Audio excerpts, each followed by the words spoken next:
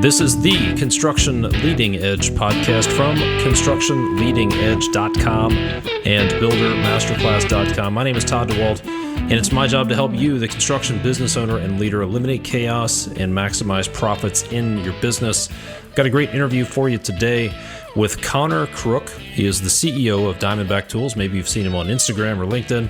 And here is what you're going to learn. This is a great conversation. We talk a lot about business. And here's what you're going to learn. Why should a business create an audience? And how do you go about building that audience? Connor will talk about his process for creating new products and why you might want to try it. Not the products, but the process. We talk about how do you know when to say no. We also talk about maybe just one bad joke about being an attorney with the last name Crook, and how a former attorney ended up owning a tool belt business. Pretty interesting story. Connor talks about what they're doing to help fill the skilled labor gap, get more young people interested in the trades. Connor talks about the differences in approach when marketing on Instagram versus LinkedIn, and how a moped accident changed his life and set him up for success. Great conversation, fascinating guy, brilliant guy. You're going to enjoy this interview. Before we jump into that interview, I have a couple of resources that I want to share with you. The construction industry is facing major headwinds. More than 80% of contracting firms report that they're having trouble finding skilled labor, and greatly inflated material costs are eroding the bottom line. To be profitable, you need to be able to do more with less time, less money, and most importantly, you really need to manage your critically essential labor force with greater precision. Let's face it, the inefficiency of old school manual data entry and paper pushing is wasting thousands of dollars in valuable time every day. You need to know what's happening on your job sites in real time. The solution is Struxy labor productivity software. Built on over 50 years of construction tech innovation, Struxy replaces outdated paper timesheets and production reports with software that updates you every hour on labor performance. Struxy labor productivity software tracks your crews in the field down to each individual worker across multiple projects, and allows project managers and job site supervisors to track labor production down to the cost code.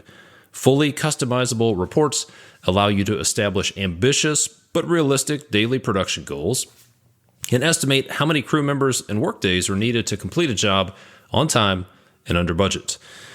Struxy lives in the cloud. It can be deployed on relatively inexpensive tablets and laptops, and it is incredibly easy to use. Plus, by reducing time clock rounding errors, it will pay for itself on your first project. Visit Struxy.com to estimate your annual savings with their cost-saving calculator and to sign up for a 30-day free trial. That's Struxy.com. Struxy.com. Software built for hard work. Let me ask you two questions. How many hours did you waste in the last month doing free estimates?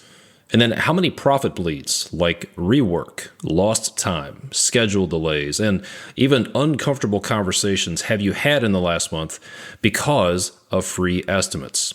Look, a growing number of builders, remodelers, and commercial general contractors are getting paid to do pre-construction planning and estimating. They're getting paid for their time. They're wasting less time, maybe even no time, with tire kickers. And they're cutting out a lot of the profit bleeds that are caused by free estimates.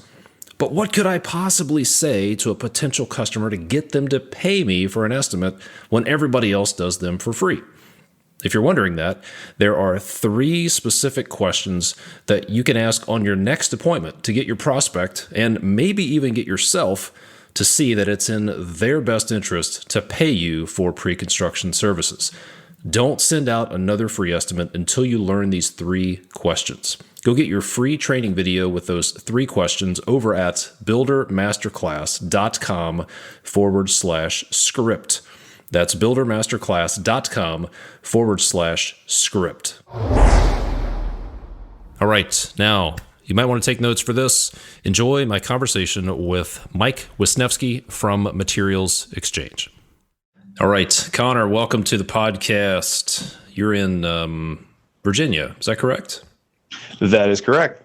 What part? Is it Charlottesville? Charlottesville, Virginia, home of the University of Virginia.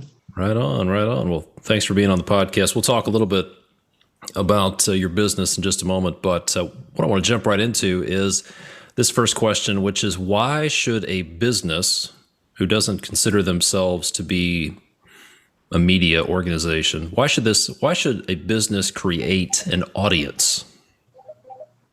That's a great question, Todd. It really, I'd say it's the same for most any business. It's just a weighting of the factors, whether or not you're a service industry, whether or not you're a product business, what kind of things you are trying to do to drive your own revenue. But for us, we look at creating an audience as having a couple of major pieces. One is feedback. You can spend a lot of money with marketing firms or whomever it is going out and trying to talk to your customers and getting feedback on your product and learning about that. We jump right through all of those hoops and talk directly to our customers because we've created this audience, and that allows us to get feedback on this is what you're doing well, this is what you're not doing well, this is how to improve your product. So having that sort of built-in group of people to give you feedback is hugely important as you're going down the road. A couple of the other things is there's a sort of a term out there of tribal marketing. For us, that's been very important as we create this audience or this tribe who are the people who we know we're going to sell X units of a certain product because we know this many people are going to buy it. They'll buy basically anything we make because they know the quality that's coming out of our products. And going back to the first point, they've already been involved in telling us that they want it. So we know what they want.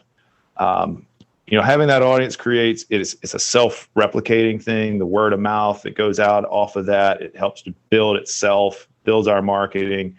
It's a symbiotic relationship in creating our branding.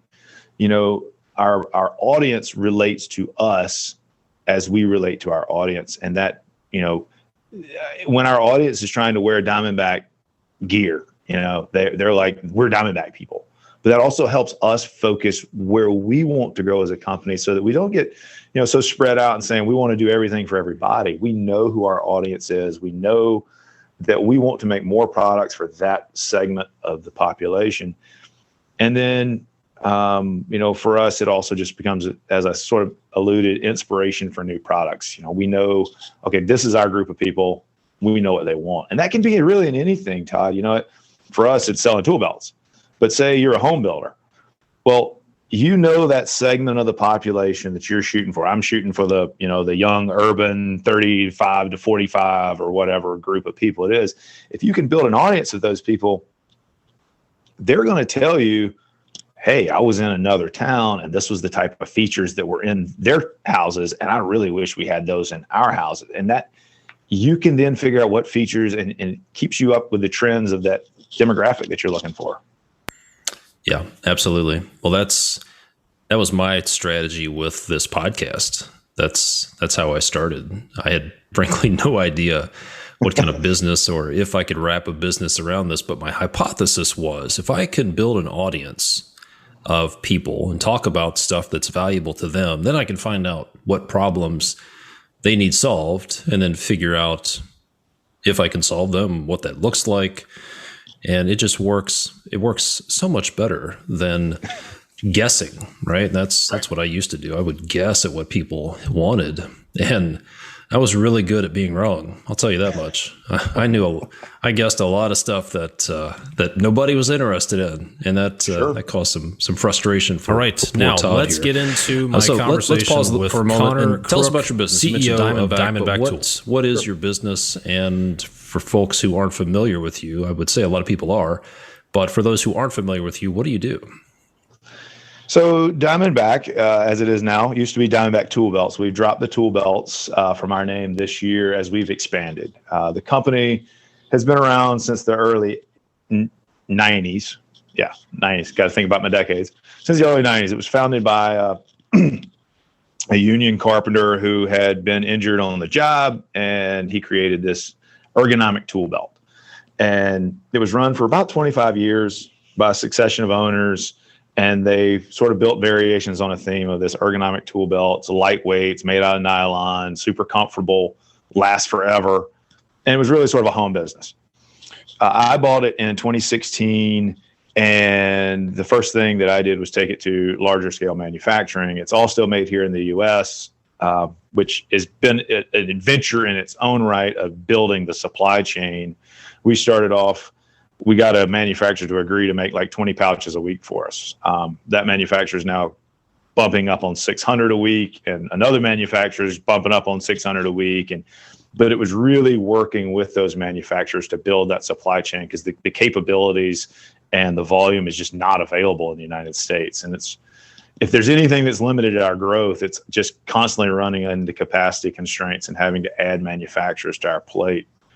But that's what Diamondback started off as. It's what we've grown it as, is adding. So it's not just tool belts. We have a lot more accessories. We've started to release a line of tool bags. We've recently hired a hard goods designer so that we can go into sort of vehicle and site storage. This panel that's sitting here behind me is a unit of that. And we have some of the first units of that coming out on our website. And then we've also hired an apparel designer to launch our own workwear line. And actually, we don't call it workwear. We call it trade wear, which is very specific because, again, to relate back to your concept of an audience, when you look at workwear, most of it is workwear. And when you look at the marketing of it, you might see a mechanic, you might see a farmer, you might see a landscaper, you might see a construction worker. We're focused on construction workers. And our premise is that there is a group of construction workers out there, plumbers, electricians, carpenters, who are dedicated to the craft and want to have the absolute best, most durable, ergonomic, comfortable, long-lasting gear. And we want to solve their problems and make everything that we can make for them. So that's kind of what Diamondback is. It's been growing at over 100% a year for the last 4 years, and kind of a real company now. Very cool. We'll get into your interesting background and maybe mention a really bad joke about your last name in a minute. But I'm curious. You mentioned you can't be all things to all people. I assume there are some ideas that have bubbled up to the top that somebody was really passionate about that you just said, you know what, that's not right. That's not a good fit for us. Anything come to mind that you've said no to that was kind of a big decision? Yeah. So shortly after buying the company, and actually we did say yes to this, but shortly after we bought the company, and I had a partner at the time, we were contacted by a guy from the NFL, and we ended up working with them to design this whole. So whenever you watch coaches in an NFL game, they all have on comm sets, and we built these belts for every coach in the NFL. I mean, like hundreds of them, like full staff, where their two comm units would be connected to each other on this belt, and they could easily access it and all. And we made a lot of money on that. And at the time, there was the idea of, hey, let's build this. We can become the tool belt guys for everybody. We can make tool belts for coaches. We can make tool belts for, you name it, EMS and police officers and military and all this kind of stuff. But again, it comes down to audience. At that time, by the time we finished that project, it took about a year. My partner had been running that. I'd been running Diamondback sort of tool belts proper. And it was like, wait a minute. We've really gotten to know these people who are our construction customers. We don't know football coaches. Instead of us trying to make tool belts for all these different segments and trying to figure out, we're focused on this one product. We know how to make this one product. Let's try to sell it to everybody. We said, no, we know this core group of people. Let's figure out what their problems are and how to solve their problems, because we know how to talk to them. And so that was a real turning point. And, another similar turning point was, okay, we're really good talking to construction workers and about tool belts. Maybe we go up and down the stream. So we make a slightly less expensive tool belt that we'll sell to DIY, and we'll go in that direction. But again, it was like, wait a minute, how are our professional users going to feel about us selling a DIY product? Is that going to sully our brand name? And that was sort of the Yeti model, which was the number of people who need a $300 cooler would fit in the room that I'm in, but they managed to sell them to everybody. Should we do that with $300 tool belts? And we just decided, no, that wasn't what we were about. That was our audience, high-end people who want the best stuff on the construction job site. That's who we're going to sell to. So those are some sort of decisions that we had to make along the way of, let's turn down that business. Let's not go in that direction. Let's focus on what we think we know. Yeah, what I found is that decision to niche down is counterintuitive. Often stirs up lots of FOMO, fear of missing out, but is almost always the right idea. I've talked to so many entrepreneurs, and the key to their success is they stayed in their lane, they picked their niche, they got really good at a couple of things. They didn't try to be all things to all people. Right. Yeah. All right, so let's talk about your background. How did an attorney with the last name Crook end up doing what you're doing now? And we'll skip the really, maybe you could share that one good joke about an attorney named Crook if you want to, but how did you transition from being an attorney to what you're doing now? Yeah. So I got tired of hearing the jokes about, the lawyer named Crook, and having to explain that everyone in my family are actually, a lot of the people in my family are lawyers, and they have worse names than I do. Just so you know, my brother-in-law's last name is spelled Sytle. Think about how you might be able to pronounce that.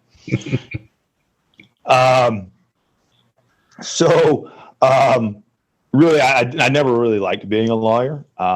It was something that I did. I chose to go to law school when I was really young, getting out of college, and thinking I'd grown up around construction. My dad had a construction company that had originally belonged to my mom's dad, and I'd worked with both of them growing up. And I was just like, all right, I need to do something different.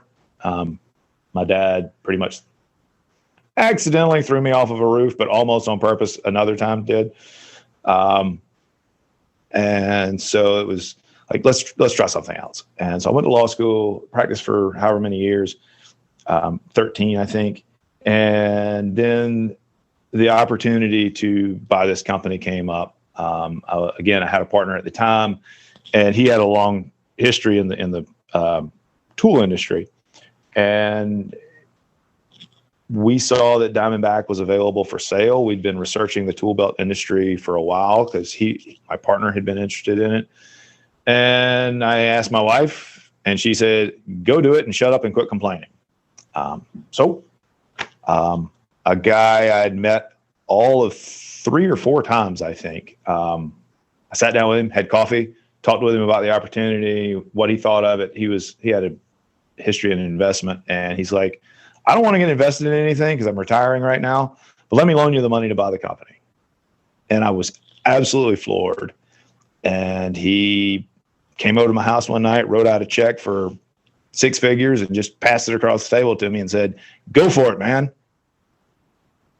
And here I sit.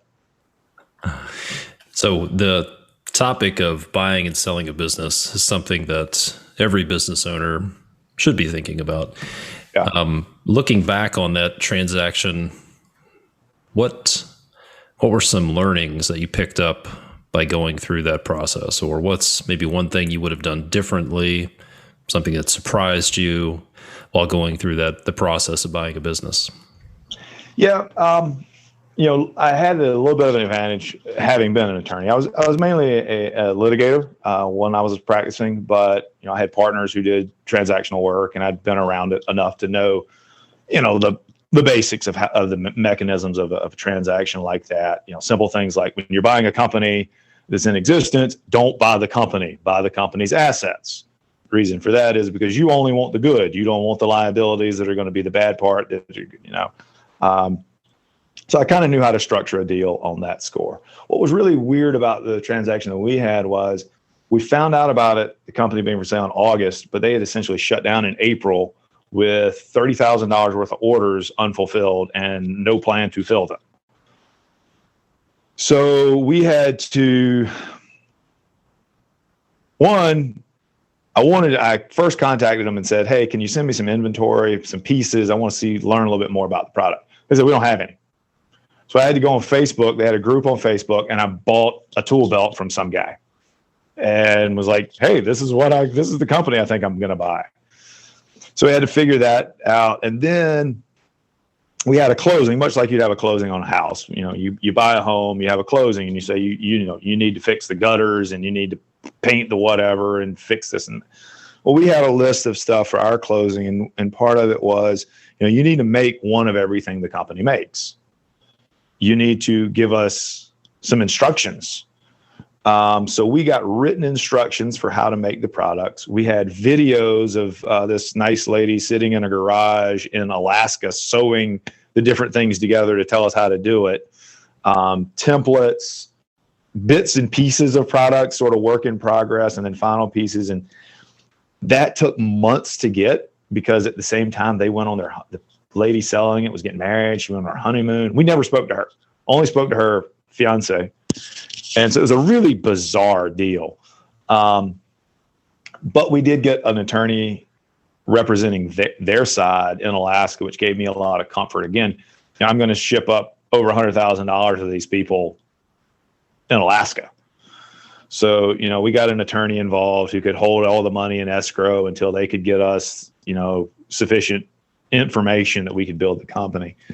One of the things that we lost out on there, and we should have probably done a little better job of, is we didn't get. They really claimed they didn't have any of this stuff. We found out later they did. Old catalogs, old advertising stuff, and that's been something over the years. I've had people wanting to buy a new Diamondback, and I'd said, "Hey, man, I'll give you 50% off if you send me your old one, just so I have it." Part of it's marketing, part of it's understanding the progression of how the company was developed, how the product developed. I've collected old catalogs from people who had them. So, the due diligence here was, due diligence is always an issue when buying and selling a company. We've had to track down the corporate history of the company. It had moved to a couple of different owners, a couple of different states, and all that kind of stuff to make sure that, we were actually getting something. But we probably could have done a better job to get down some of those intangibles. Some more information. We've gathered a lot of stories talking to people over time. But it was just kind of a weird deal where we were trying to get materials, machines, get them shipped from the middle of nowhere in Alaska down to a factory in Milwaukee, and making all of that process work. And then figuring out what to do with the $30,000 worth of orders that were outstanding. We came up with a really good plan to keep those guys on board. We actually ended up fulfilling most of those orders. People actually, and some of them who wanted their money back ended up buying other stuff later. So it was a challenge. Yeah, sounds like it. So let's talk about the product creation process. Mm-hmm. You mentioned at the beginning of the interview that you bounce ideas off your audience, you find out what your audience wants, but walk us through what that process looks like, and where does it start? Does your team come up with an idea? Does your audience come up with a suggestion? How do most of your products come into reality? So the typical Diamondback way is we do a lot of our everything on social media. If you want to learn anything about this company, go on our Instagram account. And I actually have someone managing it now, but all the content is still, all the stories on Instagram are me. I just film them and send them to Liz to pretty them up and put them on a schedule. But it has always been me on the front foot of social media, reaching out to customers, and we get, and people know that this is our method, so they send us ideas. This is how it starts. People just, one day we'll say, we've had like 10 people in the last month ask us about a product that fills this niche. We should look into that. And so we'll kind of find out, sounds like there's a need for this. And a lot of times those conversations start with, it'd be cool if you made something like this. And part of the secret sauce is really not then making a product that's just like this. Because that's easy. we can make a product that's a little bit better materials, better quality than what's ever out there. But what we try to do is take a step back and start to, once we get that idea, then we'll do a specific segment of stories of, hey, we've heard a lot of people are interested in something like this. Why do you need that? And try to drill down to, as you alluded earlier, what's the problem that you're facing? Not what's the product that you think will fill that problem or solve that problem, but what's the problem? And then we start to look at a lot of the research that we start there. The social media research is finding out, is there really a problem? Is there really something here? And then it becomes a lot of product research, which is looking outside of the construction industry, because one of the big things that we've learned here at Diamondback is that the construction industry is full of people who value valuable products and will spend untold amounts of money on $450 tool belt if the value is there.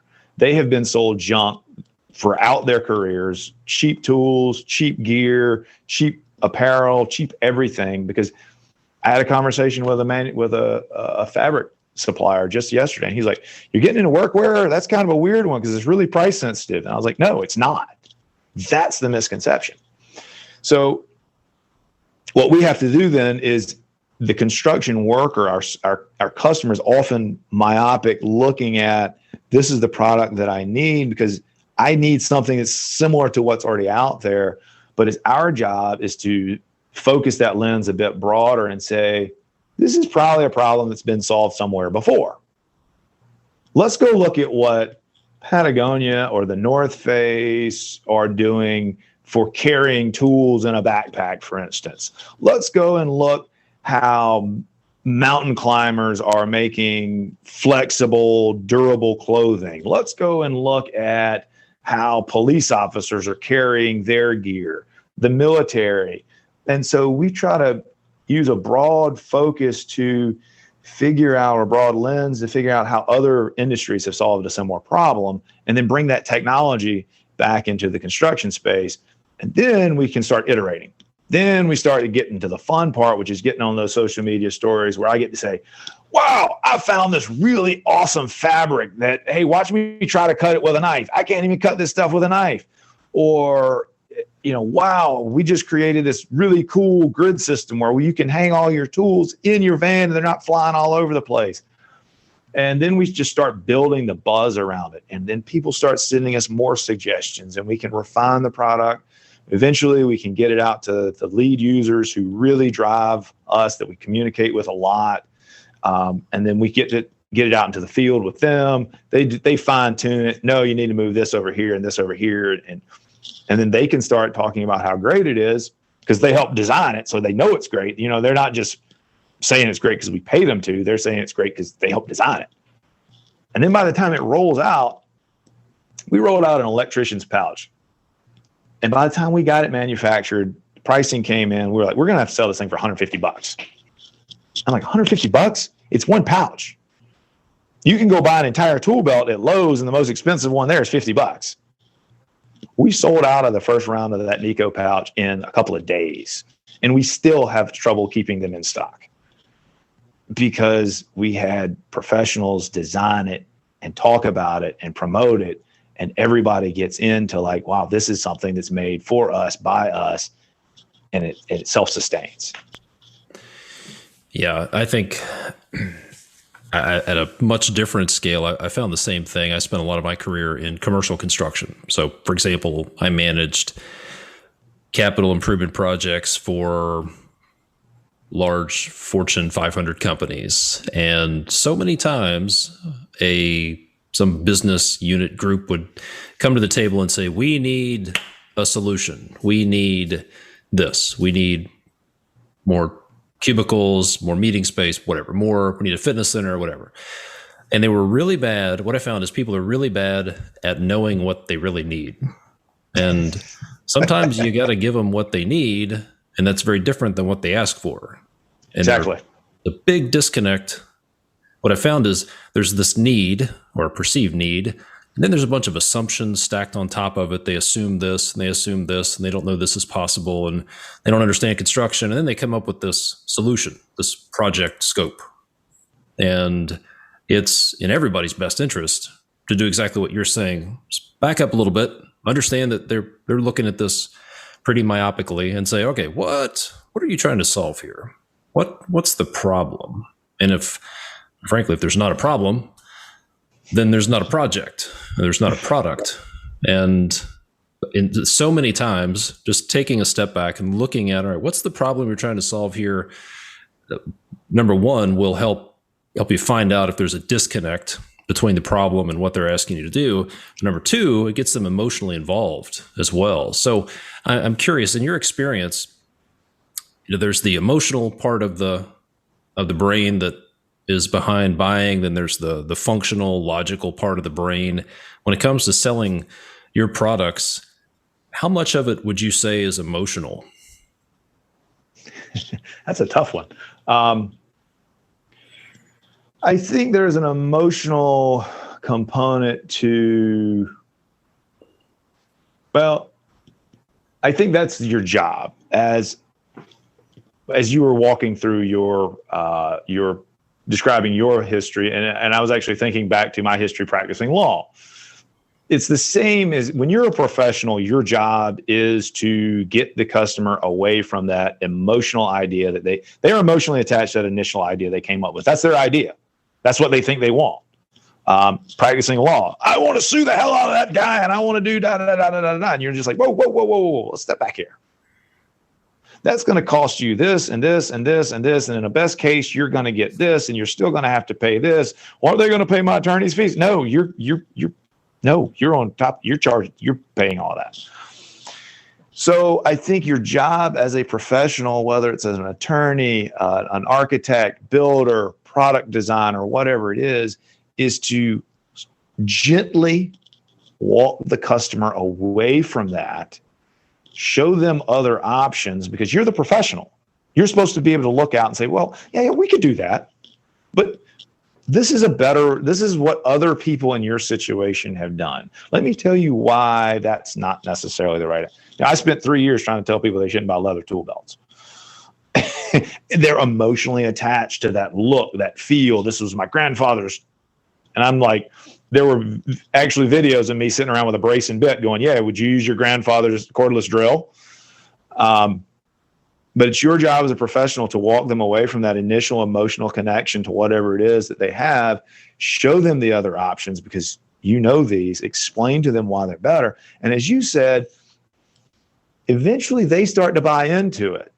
And if you can get them to move their emotions to where they are now emotionally invested in what you're trying to redirect them to, that's when you've convinced them that, yeah, the best way to convince someone of your idea is to convince them that it was their idea to begin with.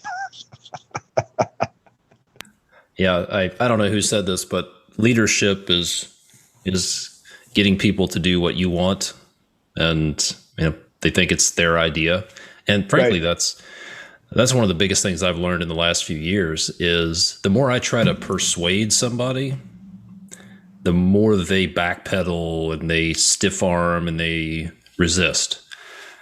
The best thing is, I read a book, fascinating book written by a psychologist or a psychiatrist. I can't remember, but this guy, Dr. Michael Pantalon, was tasked with coming up with a program to help emergency room doctors who have like 8 minutes with substance abuse patients somehow convince them to turn their life around. That's a pretty tall order. So he came up with this program, and one of the big takeaways for me is people will take action when they hear themselves say why they want to. So if you want somebody to take action, stop telling them what to do and somehow facilitate a conversation where they hear themselves say why they want to take action. Like, what do you like about this? What's your favorite thing? What's going to be the best part? Questions like that. That's what I found works so much better than me telling them why my idea is a great idea.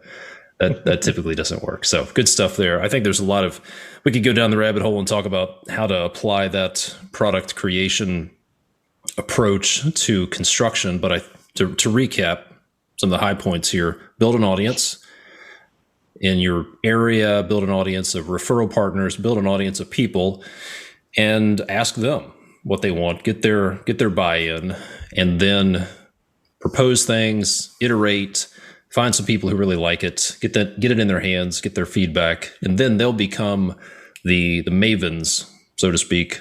They'll be your product evangelists, whatever your product is, or for your service as well, and then iterate on that. That works so much better. Yeah. All right. When we talked a week or so ago, when we were setting up for this conversation, you talked about how you use Instagram and LinkedIn differently for marketing. You have two very distinct audiences, perhaps two distinct purposes. Some people would say, well, you know what? I'm just going to set up Hootsuite or some sort of social media scheduling platform, and I'm going to blast the same stuff out, Facebook, LinkedIn, Instagram, whatever, Pinterest. But you have a different approach. Can you talk about the difference between how you use Instagram and how you use LinkedIn? Sure. At a high level, I'd say you have to know you have to know your audience, and your audience is going to be different on each platform. And you also have to know yourself, what you're good at. I was a class clown my entire life. I'm good at that. Some people would argue with that, but generally speaking, I'm pretty good at that. But I also have been in a courtroom, and I can at least act the serious part. And if you can't do one or both of those, know that and own it. But that feeds into, okay, let's look at these different platforms. The expectation on Instagram is it's okay to be a little funny. It's okay that your videos are a little rough around the edge. People on Instagram are looking for that keyword of authenticity. So, hey, let it go. Let it fly. In my industry on Instagram, there's a very strong group of people who it's self-selective, it's self-policing, and it's like, we are here to share information about how to do certain techniques and what are the best products. And that has been like, I tell people, look, if you're selling Maseratis, you set up the dealership next to the richest country club in town. I set up my shop on Instagram because that's where the customers are who are most interested in buying high value products. Facebook is a little different. It's a little more, there's a lot of trolls on Facebook, and you got to have a little thicker skin to get on Facebook and expect you're going to hear people tell you that you're an idiot, your product's terrible and all that. You just kind of have to stay focused a little more. It's a little harder. But there's a lot of people on it. It's far more than are on Instagram. So you got to kind of look for those diamonds in the rough there. YouTube, we're exploring a little bit now. It's a very big platform. We see that the influencers on YouTube are very different than the influencers on Instagram. But then you move into a whole nother space when you're talking about a Twitter or a LinkedIn. I'm not really familiar with Twitter. It doesn't serve my population that well, but LinkedIn it's a professional thing. So for me, when I'm on Instagram, Facebook, YouTube, whatever, I'm selling a product. My focus is on how can I convince a certain group of people to buy my product and that my product is valuable. On LinkedIn, I'm really more focused on selling the concept of Diamondback, the idea of Diamondback, or selling Diamondback. And that doesn't mean I always have to caveat this when I'm talking about employees. No, we're not selling the company, But we've been able to self-fund this company through the first 4 or 5 years of its existence under my ownership. But that may change. Also, it's always helpful when I get a call from another large company who says, hey, we're really interested in partnering with you. You've got a great product. Like PLS Lasers, we've done things with them where, they gave away some of our tool belts at their events. Tight Bond Glue has done the same thing. So there's a reason to present the company in a different light to that crowd. The marketing manager at a larger company is going to see, oh, this Diamondback company, that's kind of interesting. I should reach out to them. Maybe some of my underlings can get in touch with them. They can do a cross promotion. Or, maybe down the road, there's some investor. We've had offers to buy the company who found us through LinkedIn. So when we do look at that down the road, or there's, the personal brand of Connor Crook, on LinkedIn is a little different. Yeah. Well, that's how I found you. I found somebody shared a Forbes article, I think, and you were quoted in that article, and it was on LinkedIn. So, right. Yeah, that's a great I don't point. think we mentioned that article. I don't think we talked a lot about the Forbes magazine article on Instagram. Probably not a good content audience fit. Yeah. Right. Yeah. But that's a good point. It's understand your audience. What's the purpose? What are you trying to accomplish on there?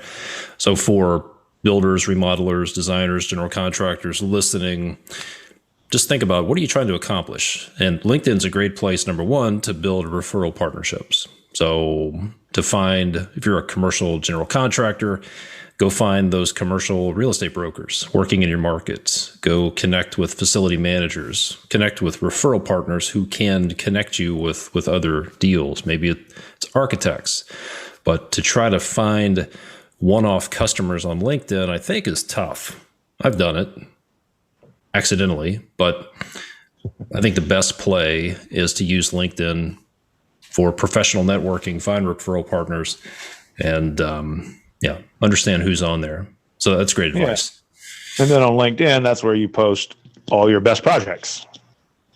Yeah. Show that what you're doing, talk about your company culture. The show people who are interested. I think there's probably if somebody brought me in and said, Todd, how can we ramp up our marketing efforts, or what are the mistakes we're making? What can we do to differentiate ourselves on LinkedIn? Here's what I would say. I see, and I'm connected with thousands of people, lots of contractors, and I see them, hey, we're building this office building or something. Well, you know what? Everybody is posting pictures of their office building, or they're posting pictures of, hey, we're coming out of the ground, starting this project, super excited to work with whatever. I was an owner's rep, so it was my job to hire contractors and get projects built. And none of that stuff resonated with me because it didn't talk about pain. It didn't talk about problems that I had. But I'll tell you what caught my attention when somebody posted an article. This was a few years ago, and I still remember it. They said, we have a 0 punch list policy. Like, now that's an interesting concept. That will get somebody to remember and read it and share it and comment. So if you're posting on LinkedIn, think about the problems that your customers are facing and then talk about how you're solving them. And you'll probably get more traction than just posting about stuff. Another great way to use LinkedIn and social media is to brag on your employees. It's a great way to build culture. I think that's an underutilized way to use social media. So, all right, let's talk about creating marketing content. You've done this. You've probably created hundreds, if not thousands, of pieces of marketing content. A lot of builders, remodelers, contractors are scared to get in front of the camera. And maybe that's why they take pictures of their job sites and their signs and their trucks and all that kind of stuff. I don't see many people in front of the camera. So what's your number one tip for creating marketing content that includes somebody getting in front of the camera who's maybe not so comfortable with it? Yeah, that's, that last caveat makes it harder because, again, I was in a courtroom for 13 years. And so it's like, hey, at least I don't have somebody yelling at me now.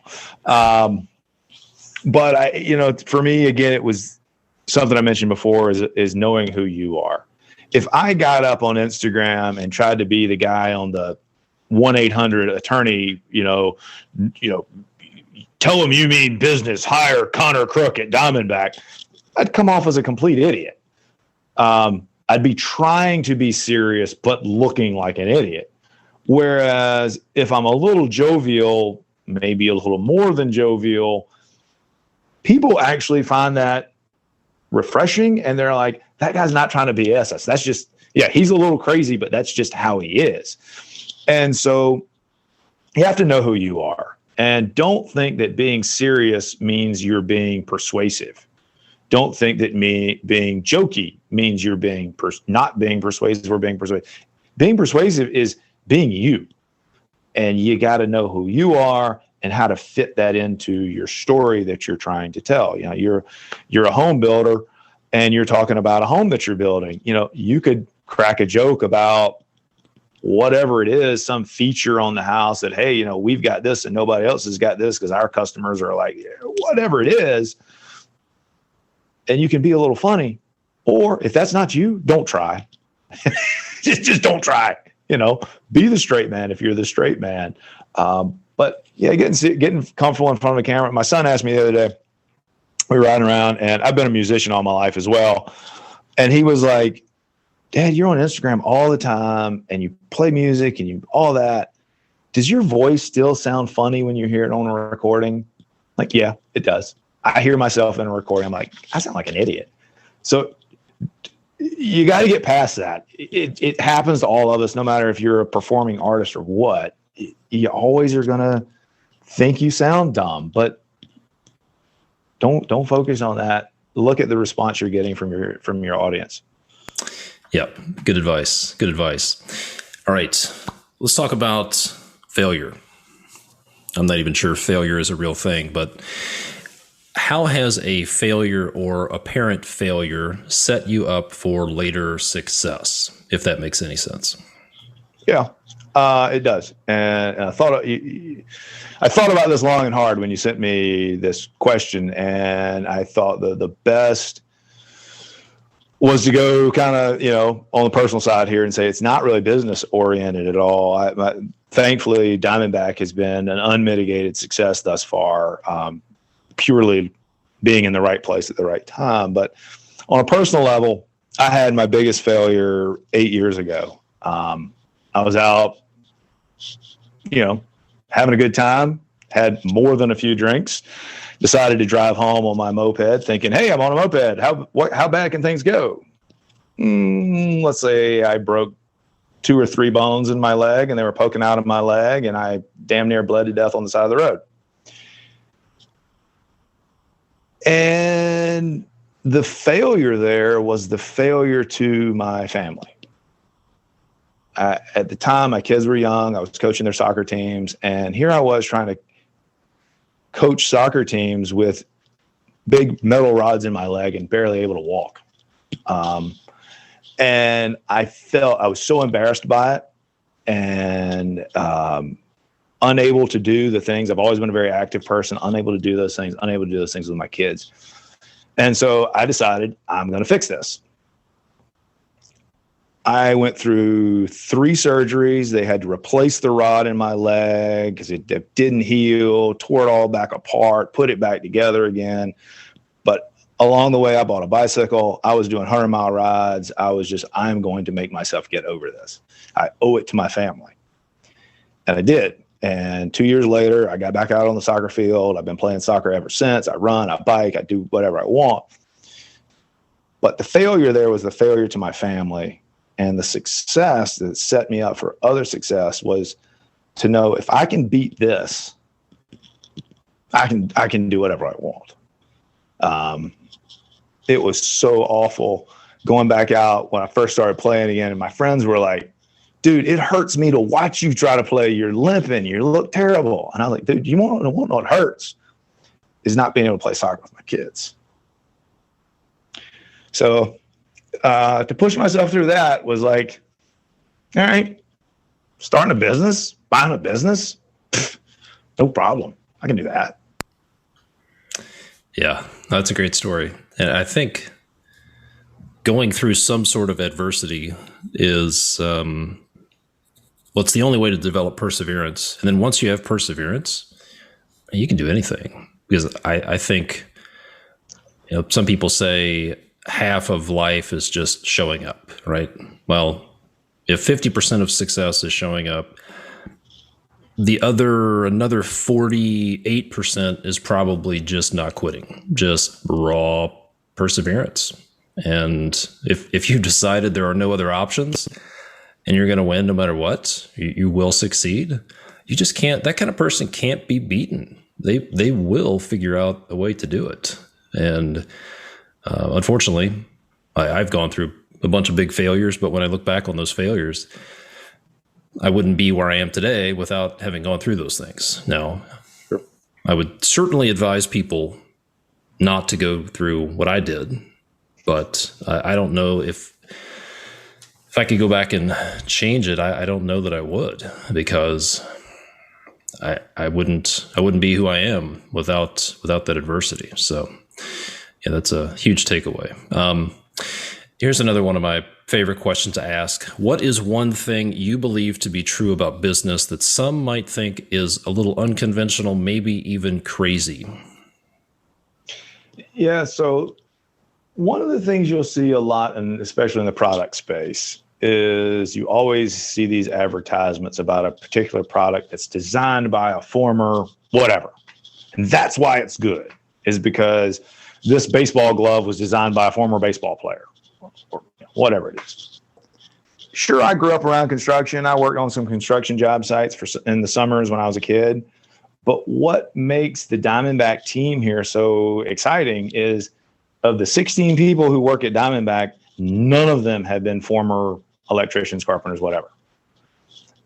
And the way I look at that is, if I had been doing this all of my life for 30 years, working on a construction site, and I wanted to build something, I'd say, damn it, I know how to do this. I know how to do this better than anybody because I've been doing it forever. And this is why the product's going to look.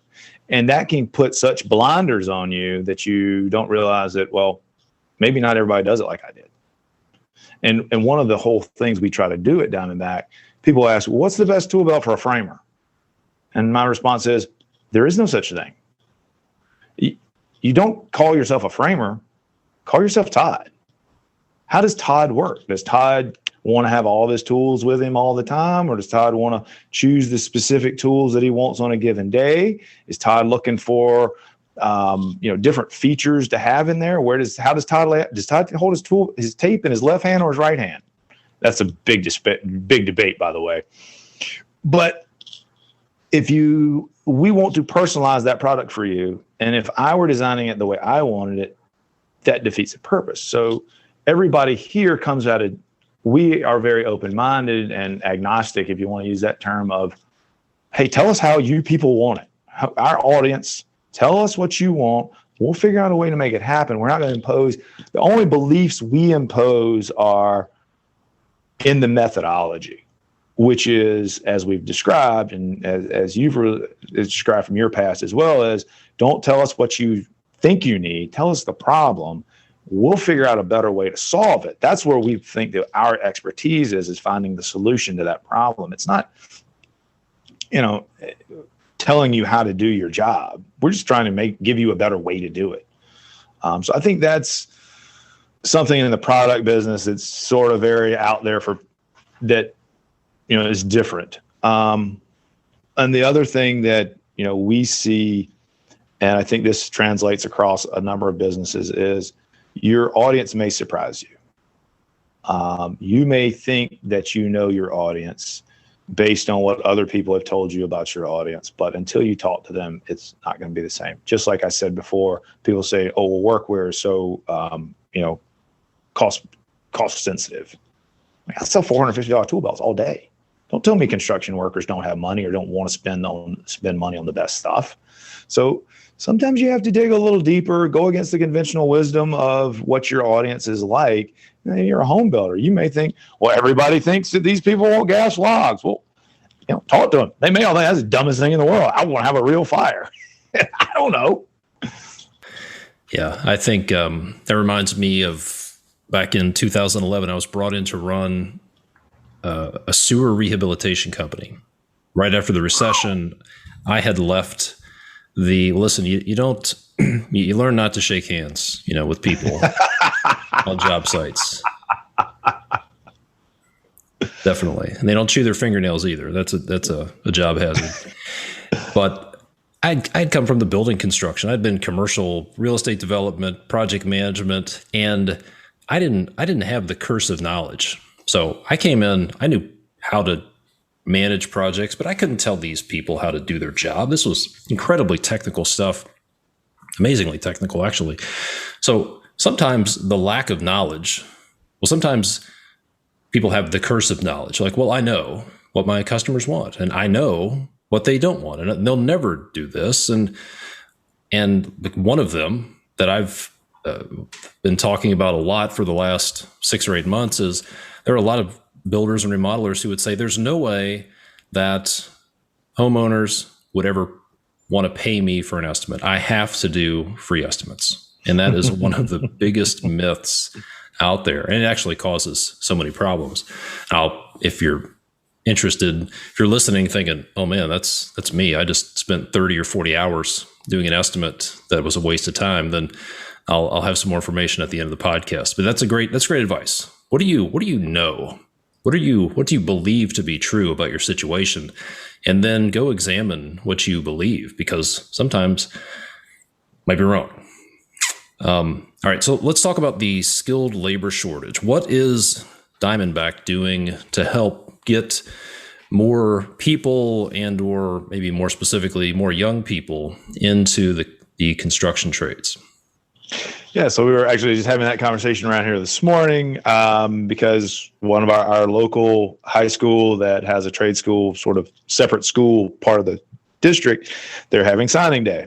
And so we've already introduced ourselves to them and gone down and met with them. And we've provided Diamondback tool belts to that program. And so we're trying to work with a number of high schools with Skills USA on the state and national level to get the best products into the hands of young people. And the reason we think that is so important is that when I talk to younger people in the trades and I see the kinds of people who are spending the money on an ergonomic tool belt, I see that they are at what they're asking me for. There's like, hey man, you should design knee pads. Why? When I was a kid working on a job site, nobody wore knee pads. Maybe the one guy who put down carpet. The younger community that's going in, that's looking at the trades today, and they're looking at, do I want to be a tradesperson or do I want to be a cubicle monkey? It's like a lifestyle of, if I go into the trades, I don't want to look like that guy over there who's like bent down and broken and all of that. So what we're trying to do is introduce to that younger person, hey, you don't have to, working in the trades doesn't mean you're going to end up like this. You know, you can wear a Diamondback tool belt that's going to be a I mean, we hear these stories from people all the time of, I used to have to get my wife to untie my shoes at the end of the day because I couldn't bend over. I wear a Diamondback, pain is gone. And if we can introduce those young people to that at an earlier age, then they will be more interested in getting into the trades. They're being rewarded by getting gift certificates and free stuff from Diamondback. So it's like, hey, this is pretty cool. And then as they progress, they're not going to fall out of that job market within the first few years because they're just like, Jesus Christ, I'm destroying my body. Let's give them the tools so that they can be successful. And, you know, I was watching a video, Rob Yagged, who used to be at Fine Home Building. He's at Keep Craft Alive now, which is a charity that they set up. And he was talking about one of the other things, building the trade system so that it becomes a real job. You know, a young person can look at this job and like, okay, over here I get benefits and I get health care and I get promotion schedule and all of that. And, you know, his take is like, hey man, we got to do this same stuff in construction. And so, you know, I'm not in the position to do that, but, you know, the people in your audience, I think that's important is as you're bringing young people into the industry, I can make them more comfortable. I can give them a set of products that's going to make them feel better about themselves, that they will feel like, hey, I'm a professional. I look good. I feel good.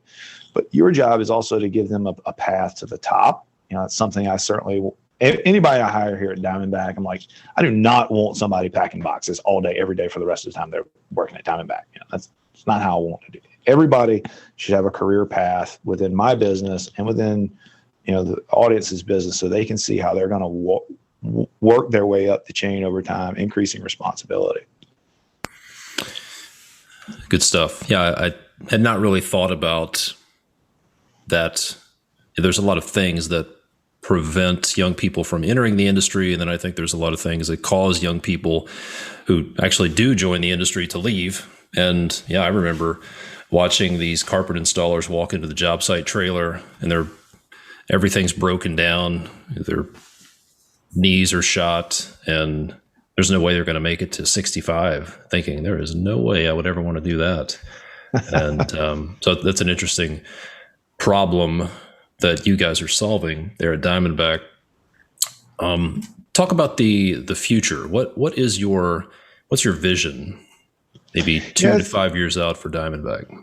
So as we start to develop apparel, as we start to develop this job site and sites vehicle storage, we're looking at, or we're already doing investigations in the footwear. What we want to do is take our method, which I think I've sort of explained, which is really to get the best technology from other markets and bring it into the construction market, and to become sort of the complete job site solution, if you will. So that, I joke around that one day somebody's going to walk on a job site and see this guy in this amazing hard hat that has, good ventilation flow, it's concussive preventative and all that. And from across the job site, they'll be like, I didn't know Diamondback made hard hats. Well, did somebody tell you that was a Diamondback? No, it didn't have to. I just saw that how awesome it was. And it was, it was green. And I figured it must be Diamondback. So, our vision is we continue to grow both domestically and globally. Right now, about half of our sales are international and half domestic. And we want to sort of bring this high-level premium brand around the world onto the job site that really creates products that show the value of the customer, that, we value the construction worker. We want you to give us your input so that we can design products for you so that they will be the best, and bring the technology in from, how much money does Nike spend on development every year?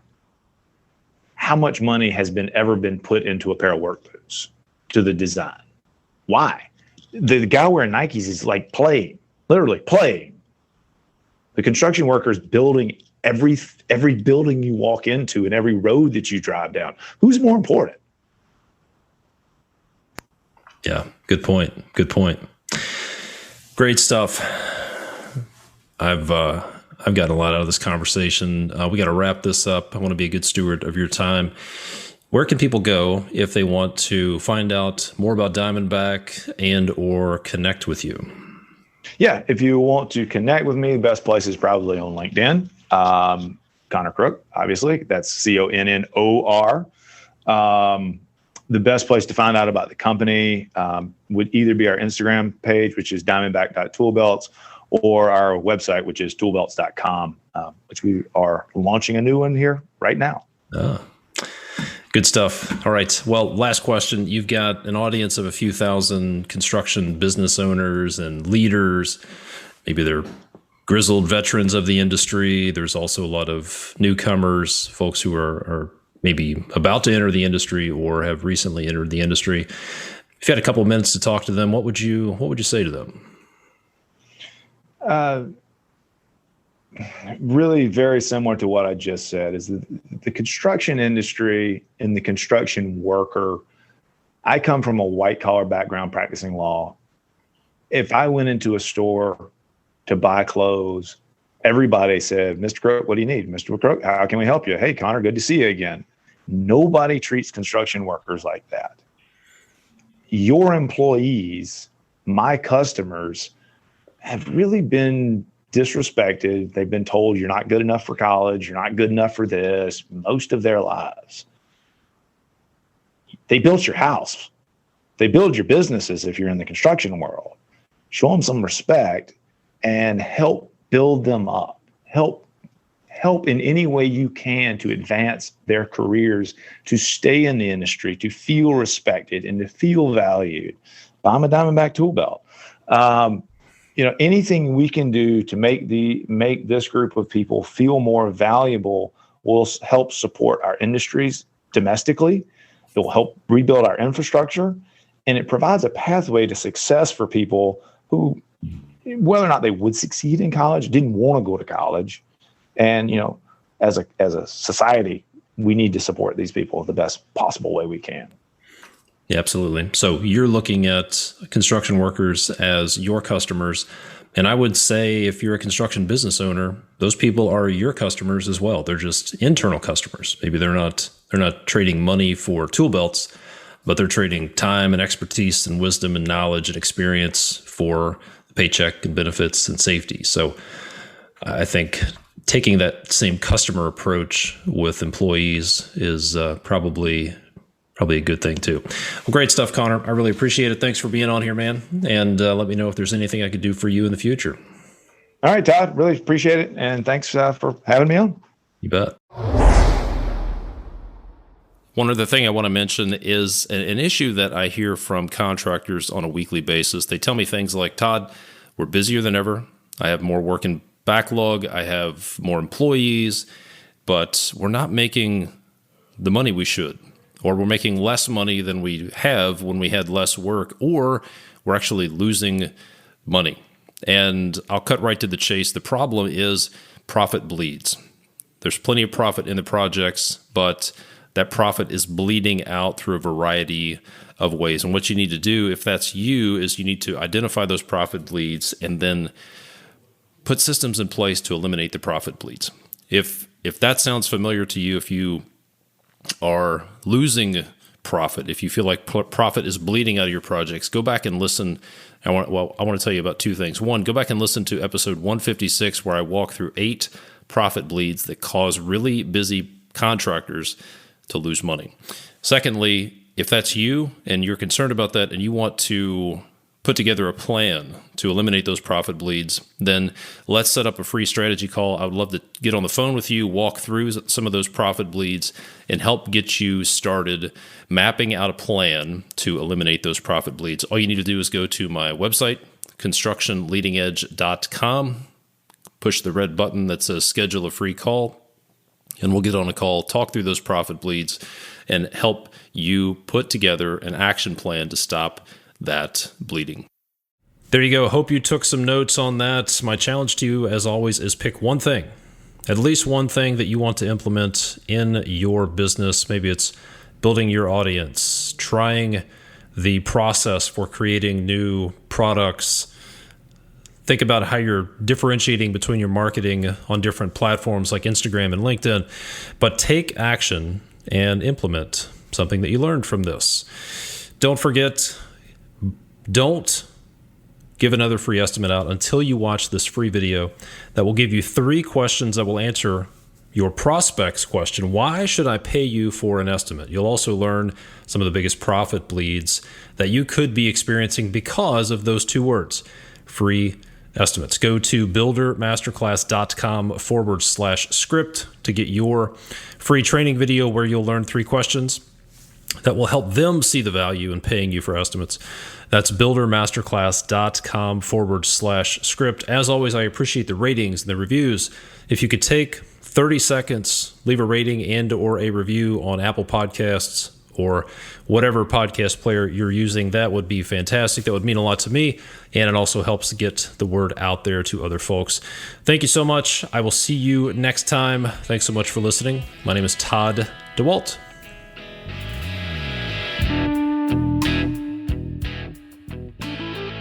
More than 80% of contracting firms report they're having trouble finding skilled labor, and greatly inflated material costs are eroding the bottom line. Look, to be profitable, you need to manage your critically essential labor force with greater precision.